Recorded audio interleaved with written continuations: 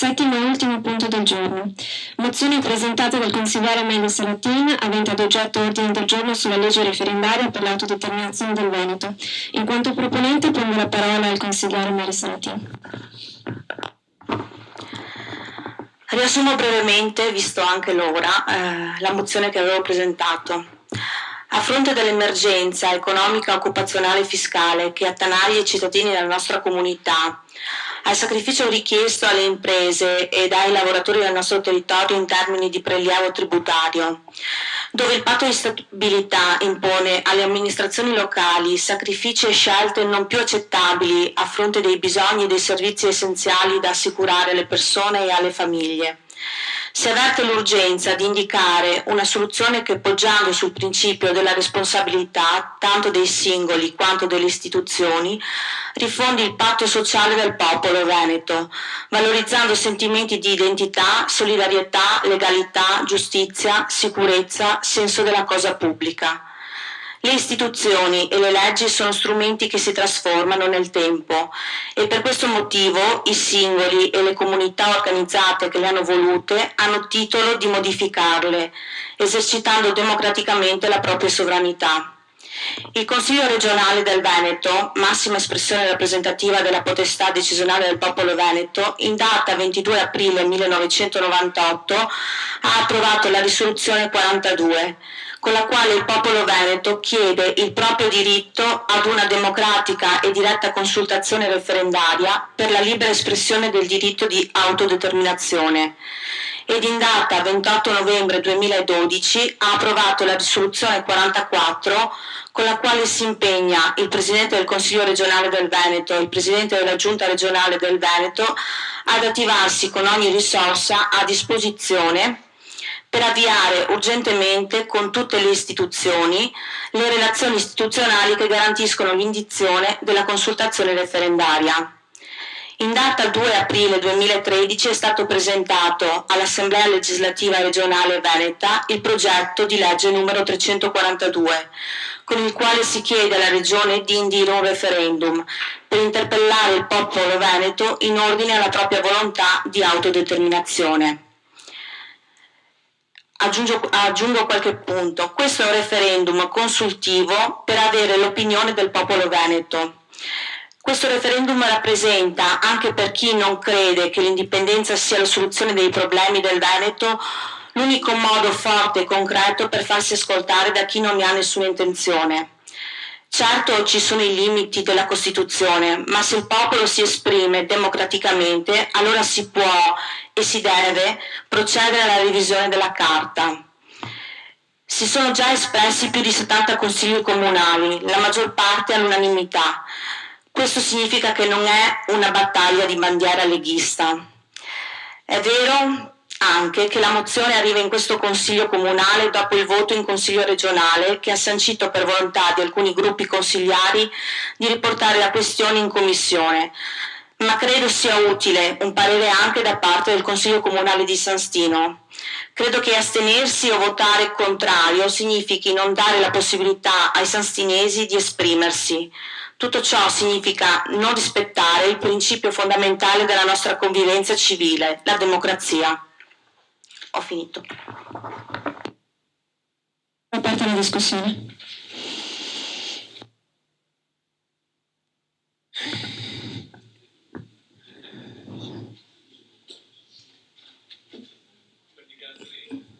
Va bene, prego capogruppo. Io faccio la mia dichiarazione di voto. Indubbiamente quello del federalismo o dell'autodeterminazione o della capacità di una regione, perché adesso stiamo parlando di regioni, di essere autonoma può e dovrebbe garantire maggiori capacità legislative e anche economiche. Le regioni a statuto speciale ne hanno goduto fino a poco tempo fa. Sono intervenute delle norme che adesso prevedono che nel giro, mi pare, entro 7 anni, 5 o 7 anni, adesso non ricordo esattamente, è noto che loro versano 100 di tassazione e portano a casa 120-125. Sono intervenute dei correttivi finanziari per cui adesso non ricordo, come dicevo, se nel giro di 5 o 7 anni si allineeranno a quello che è il comportamento nei confronti delle altre regioni. Io per mia formazione ho una grande visione dello Stato, di un'Italia che nasce al Brennero e finisce a Lampedusa. Credo però anche che il compito della politica sia quello di dare gli strumenti ai cittadini per poter fare delle scelte. E quindi se il Consiglio regionale ha in mano uno strumento, dovranno i nostri consiglieri che sono stati eletti da noi cittadini di questa regione fare le opportune valutazioni. Saranno poi i veneti, qualora il referendum troverà forma, a dare la loro espressione. Io comunque rimango dell'idea che come amministratore questo strumento il Consiglio regionale lo debba in qualche modo esaminare. So che ci sono delle situazioni che lo portano di nuovo in commissione per una sua più approfondita valutazione, quindi alla luce di questa situazione il mio sarà un voto di astensione rispetto a questa mozione. Primo capogruppo Oviano. Sì, grazie, molto brevemente. Anch'io, come ho già avuto modo di esprimere in altre sedi, questa causa non è ovviamente la nostra causa, è però vero che noi riteniamo che ogni volta che la cittadinanza tutta ha la possibilità di esprimersi attraverso un referendum, anche se in questo caso solo consultivo, sia un momento in cui la democrazia si afferma. E per questo motivo, al di là del fatto che, come ho già detto, se ci sarà un referendum, personalmente voterò no, però andrò a votare perché sono uno di quelle persone che ritiene che non andare a un referendum per boicottarlo sia quanto di più sbagliato, è un qualcosa che qui in Italia si è affermato negli anni, quindi preannuncio che il mio sarà un voto positivo.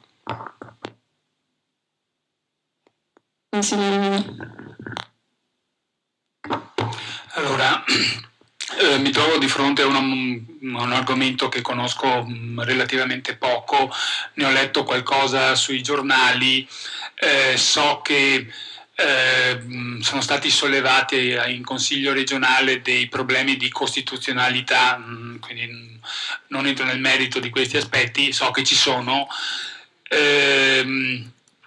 Io così ho l'impressione, come posso dire, che questo sia uno strumento, si parla di un referendum consultivo che non è previsto dalla Costituzione, sia un solito modo all'italiana di approcciare in modo ideologico i problemi. Io credo che le persone e la gente abbia bisogno di risposte concrete.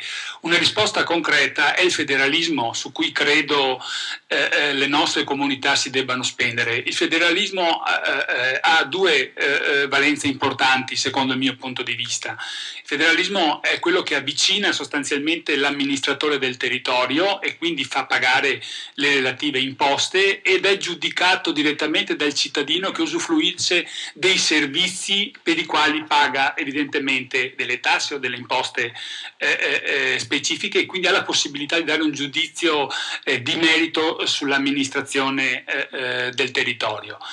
Il federalismo, avvicinando amministrazioni più virtuose attraverso i costi standard ad altre amministrazioni meno virtuose, può avviare un circolo, come posso dire, di virtuosità da parte delle regioni che amministrano meglio rispetto a quelle che amministrano peggio. Queste mi sembrano risposte.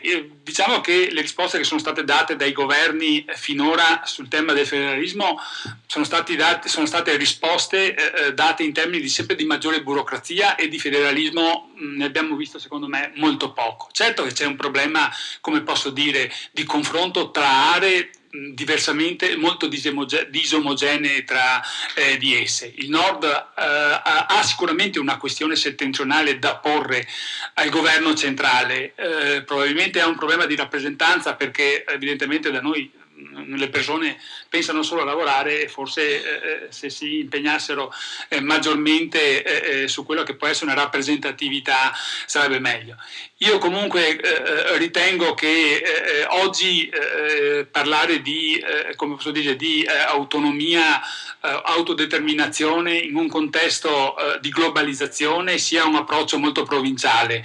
Ripeto, io sono molto favorevole al federalismo, questo mi pare un approccio, ripeto, ideologico, è il solito modo di approcciare i temi all'italiana, per cui io mi astengo.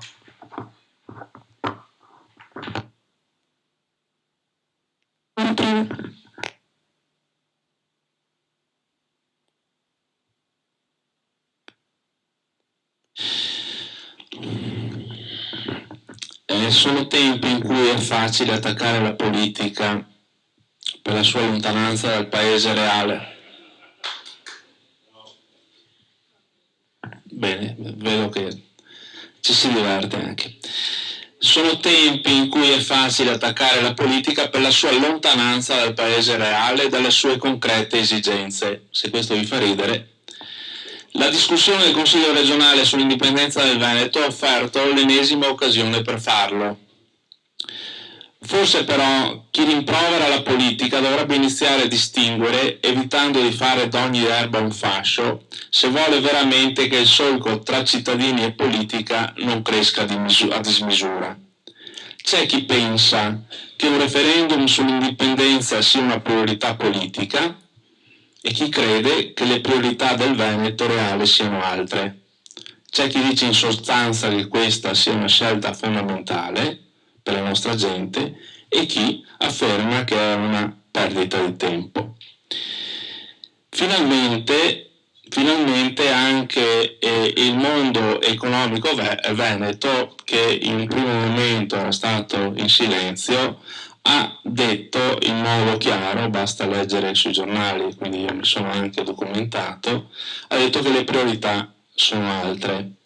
Rimangono certo molti motivi di insoddisfazione per il malfunzionamento delle istituzioni, compresa quella regionale, ma non si fa un buon servizio ai cittadini e alla politica se il richiamo alle responsabilità non si accompagna alla chiarezza sulle posizioni concrete che i diversi attori politici hanno preso, ognuno con il proprio ruolo. Quindi, rispetto al merito di questa questione, di questa proposta, che viene portata all'attenzione del Consiglio Comunale, il quale dovrebbe, secondo i proponenti, dovrebbe sollecitare la Regione a decidere, cosa anche, condivisibile da questo punto di vista. Riteniamo però che ci siano delle questioni molto importanti, fondamentali, che sono ostative rispetto a una presa di posizione di questo genere. Il primo, e non è una cosa di poco conto sicuramente, è la Costituzione della Repubblica Italiana, che all'articolo 5 recita che la Repubblica è una e indivisibile, riconosce e promuove le autonomie locali, attua nei servizi che dipendono dallo Stato il più ampio decentramento amministrativo, adegua i principi e i metodi della sua legislazione alle esigenze dell'autonomia e del decentramento. Sono sostanzialmente cose sulle quali evidentemente i legislatori e soprattutto i politici hanno mancato, anche se sono se sono dei principi che penso siano unanimemente condivisi. Quindi un motivo per dire no a questo referendum è quello del contrasto con l'articolo 5 della Costituzione. C'è poi anche l'impraticabilità giuridica della proposta. La commissione dei giuristi che è stata composta, che è stata formata dalla Regione, in particolare gli indirizzi espressi dagli avvocati Petralia e Rota, conclude per l'impossibilità di indire un legittimo referendum consultivo sull'autodeterminazione del popolo veneto. Io poi sulla questione del popolo veneto ci sarebbe molto da discutere. Comunque sull'autodeterminazione del popolo veneto, ponendosi in contrasto, appunto dicono, con l'articolo 5 della Costituzione, potendo determinare le conseguenze negative dell'applicazione dell'articolo 126 della Costituzione, con conseguente scioglimento del Consiglio regionale, ma questa non è una cosa che ci interessa. C'è poi una questione di volontà e di valutazione politica al di là dei principi della Costituzione. Vedete, ci sono 3 cifre che sono molto importanti, che danno il senso di quello che sarà il mondo da qua a qualche anno. In questo condivido le osservazioni portate dal consigliere Meda. Do 3 numeri, 7, 25 e 50. Sono le 3 cifre della peculiarità dell'Europa e delle difficoltà dell'Europa oggi. Il 7% della popolazione europea, il 7 rappresenta rispetto al resto del mondo, quindi l'Europa è il 7% della popolazione. 25% è la quantità di ricchezza che noi europei, parlo di Europa, attenzione, produciamo, noi che siamo il 7% del mondo, e abbiamo servizi che valgono il 50% del welfare del mondo. Questi sono i dati del 2013, di questi anni. Recentemente si è tenuto in Russia il vertice del G8, al quale ha partecipato anche l'Italia. Proviamo a immaginarci il vertice del G8 del 2020. Nel vertice del G8 del 2020 l'Italia sarà al 15° o 16° posto e non ci entrerebbe neppure la Germania, che in questo momento è la locomotiva d'Europa. E quindi l'unica strada che abbiamo noi europei, ripeto europei, non veneto, noi italiani e non italiani per contare, atteso che ci sono paesi del mondo che marciano, che hanno molta più popolazione di noi e che marciano a livelli di aumento, insomma, del prodotto interno lordo, di aumento di quello che sarà anche il peso politico a 2 cifre o quasi. Evidentemente noi, se vorremmo contare qualcosa, non abbiamo bisogno di divisioni, abbiamo bisogno di mettere insieme, quindi avremo bisogno paradossalmente di più Europa. Certamente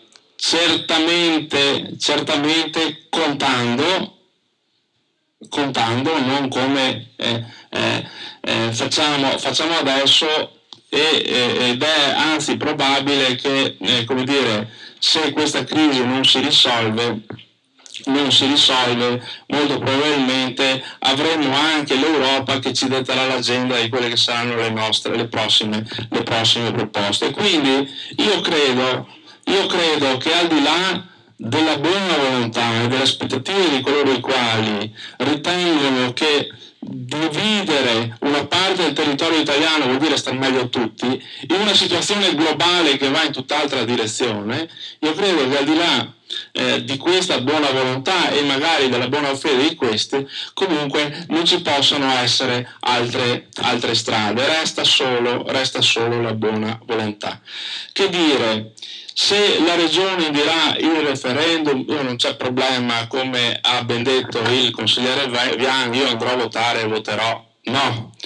Riteniamo però, quindi io non ho problemi se la Regione decide, assumendosi la propria responsabilità di deliberare in contrasto con quello che prevede la Costituzione. Certo è che noi non ci sentiamo di condividere una proposta che va contro quelli che sono i dettami della Costituzione, ma non solo i dettami della Costituzione, anche delle argomentazioni che, seppur in modo succinto, e qua ci sarebbe modo di discutere, però siamo in un consiglio comunale, non pretendiamo di essere chiaramente il Parlamento, e quindi se la Regione lo fa, che lo faccia tranquillamente, noi non abbiamo problemi, poi ognuno di noi andrà a votare se crede e come crede. Noi non riteniamo però di coinvolgere il Consiglio Comunale su una scelta di questo genere.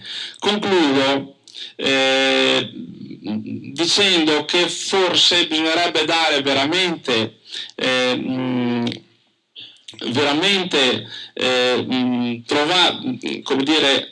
attuare veramente quello che prevede la Costituzione, perché noi alcune delle opportunità che prevede la Costituzione, ma per demerito nostro, mi ci metto anch'io, che chiaramente ho una piccola responsabilità, ma insomma tutti noi o molti di noi militano in partiti e sostengono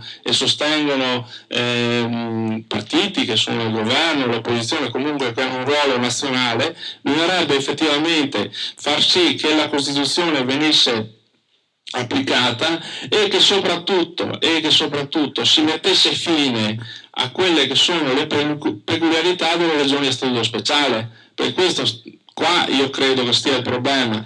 In questo possiamo trovare delle soluzioni che siano nel quadro di quello che dovrà essere l'Europa da qua al 2020, non certo in quella di dividere. E siccome le regioni a statuto speciale sono previste dalla Costituzione,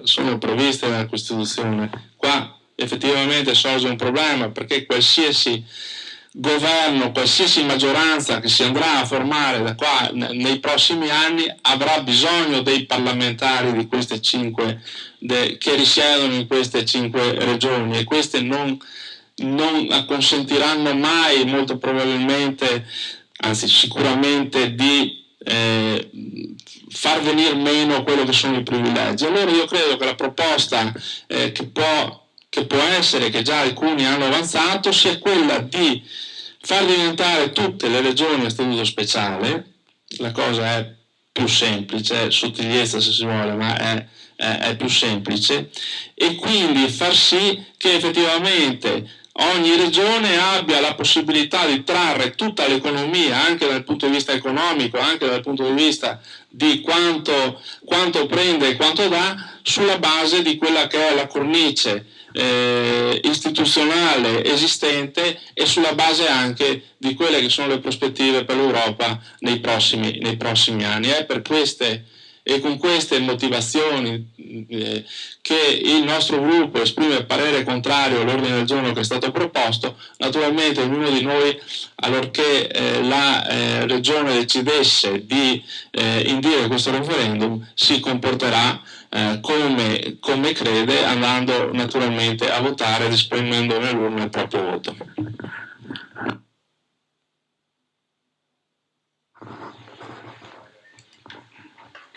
La parola al sindaco.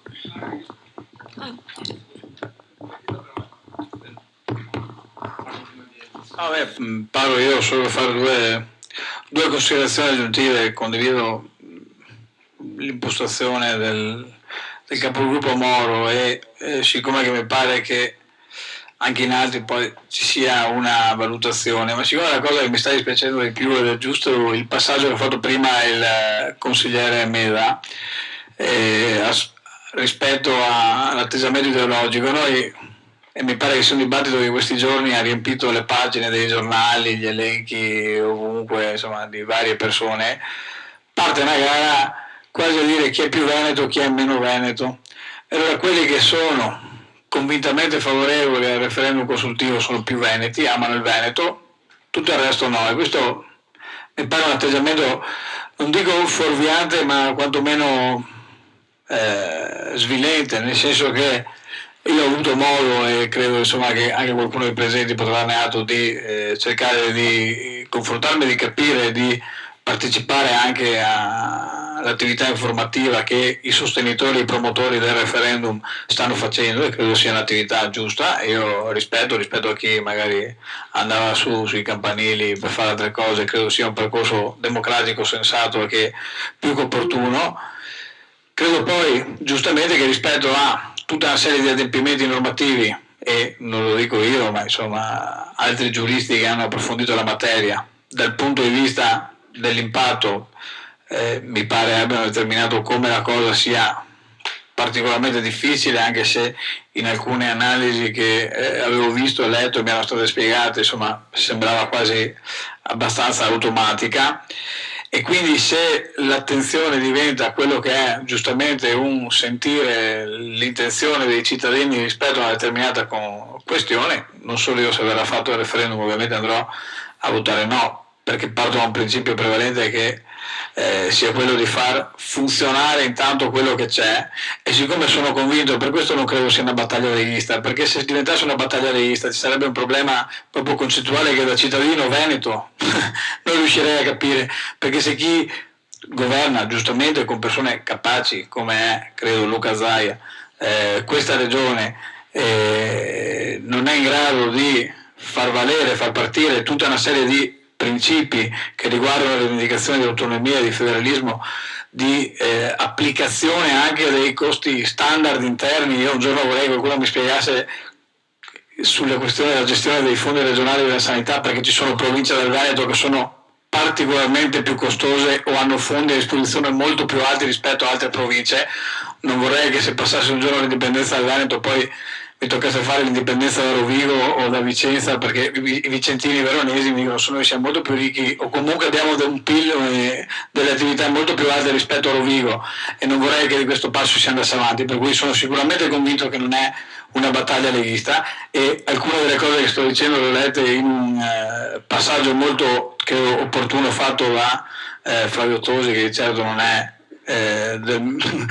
molto vicino a me dal punto di vista politico, e fa delle considerazioni in questo tema di buon senso, nel senso dicendo che crede che ovviamente quello che è una battaglia per l'autonomia, per un sistema che sia molto più equiparato, equilibrato tra le varie regioni, abbia un senso, e quindi credo che da questo punto di vista questa sia una strada sulla quale operare, altrimenti poi si rischiano che si creino elementi di confusione. Vedo quello che sta avvenendo in questi giorni e sono felice per le prese di posizione di tante persone che sono simili a quelle che questo Consiglio Comunale aveva preso qualche mese fa, che sono relative a tutta la questione della TAV. E quindi sull'importanza poi che i territori vengano ascoltati e si mettano nelle migliori condizioni di chi amministra, di chi governa delle aree come la provincia, come la regione, di operare nel miglior modo possibile. A questa cosa io aggiungerei un'altra riflessione, che è quella relativamente a ciò che c'è da fare. Quindi se l'attenzione si sposta su quello che è un referendum consultivo, quindi sulla possibilità di ascoltare i cittadini, di raccogliere il loro opinione rispetto a questo tema, io credo che nella propria struttura, nella propria organizzazione regionale, la Regione Veneto sia, come lo fa per tantissimi altri settori, per tantissime altre attività che vanno dal sociale, che vanno dall'economico, ed è in grado di toccare tutte le aziende del Veneto e chiedergli di compilare questionari o di fare attività di raccolta di intenzioni, di necessità e di priorità per loro. Credo possa farlo anche, non mi sono documentato nello specifico, però credo possa farlo anche per questa cosa, perché se l'intenzione e l'interesse è quello di cogliere quella che può essere un'intenzione o quella che può essere una volontà, io personalmente non sono neanche così convinto che sia così radicata, però ovviamente non sta a me dirlo, non sta a me deciderlo, però credo che se si volesse evitare una strumentalizzazione ideologica, cercare di far diventare questa cosa la battaglia di qualcuno, credo che sia importante operare in questo senso, anche perché nel ragionamento che viene presentato nello stesso ordine del giorno si fanno alcune considerazioni. Prima si dice che giustamente è importante che discutere e far votare, poi sull'urgentemente potremmo aprire un dibattito come su tanti altri aggettivi riportati nell'ordine del giorno, però se si reputa che sia urgente si dice ok, facciamo questa consultazione, i costi non saranno a carico della regione, ma si dovranno essere raccolti attraverso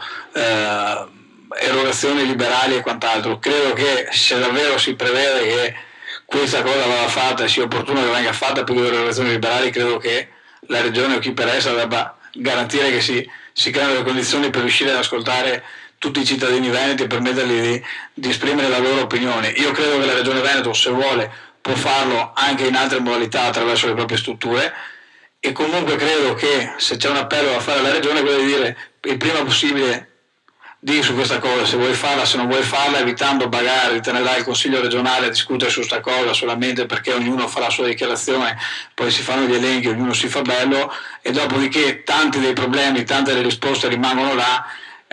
E non vorrei fare come è successo per altri livelli, dove si dice stanno là a discutere di questo quando i problemi sono il lavoro, l'economia, ecco, secondo me se si decide di fare questa discussione, e credo che in quel dibattito Cortellazza abbia fatto un piacere non solo ai comitati referendari, ma probabilmente anche a chi amministra la regione Veneto nel chiedere il rinvio, perché credo che la posizione della regione in questo senso doveva essere ben diversa, e quindi dire noi ci facciamo carico di garantire in tutti i nostri metodi, in tutti i nostri modi l'impegno per l'autonomia di questa regione attraverso i tanti strumenti, alcuni dei quali si stanno già percorrendo, ma tanti strumenti che la normativa nazionale e gli strumenti regionali poi prevedono.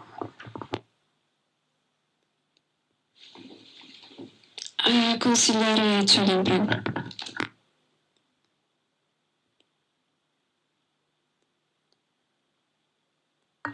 Si sente? Sì, grazie.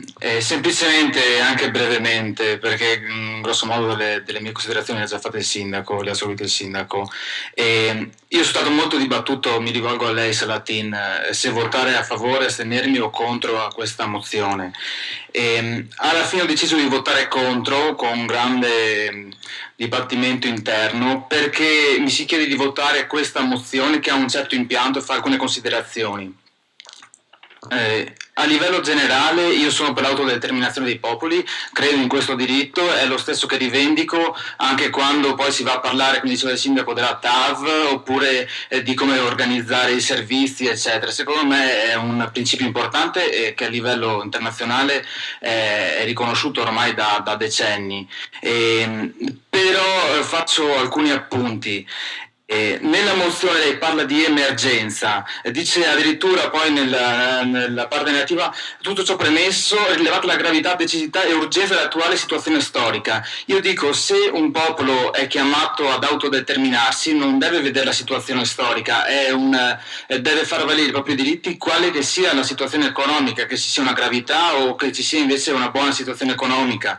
Poi lei dice il sacrificio richiesto alle imprese e ai lavoratori del nostro territorio in termini di prelievo tributario è ormai insopportabile, per cui chiediamo al Consiglio regionale o alla giunta regionale di approvare eccetera eccetera.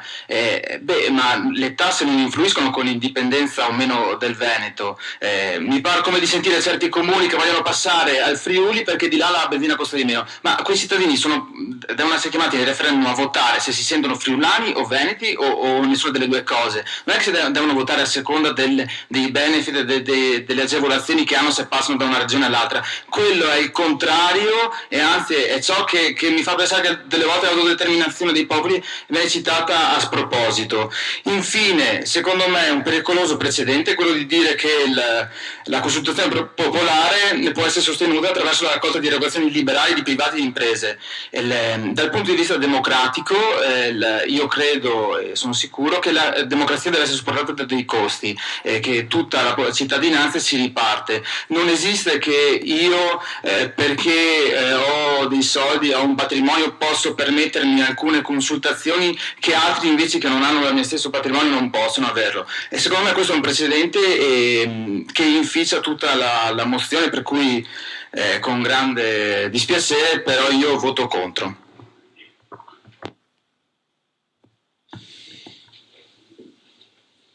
Bene, non essendoci altri interventi, passiamo alla votazione dell'ultimo punto del...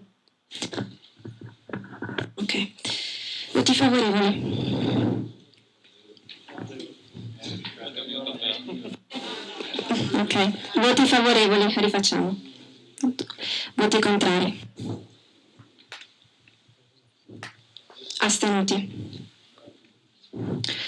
Quindi 2 voti favorevoli, 10 voti contrari, 2 voti astenuti. Il Consiglio rigetta la mozione. Chiudiamo la seduta. Buona serata a tutti.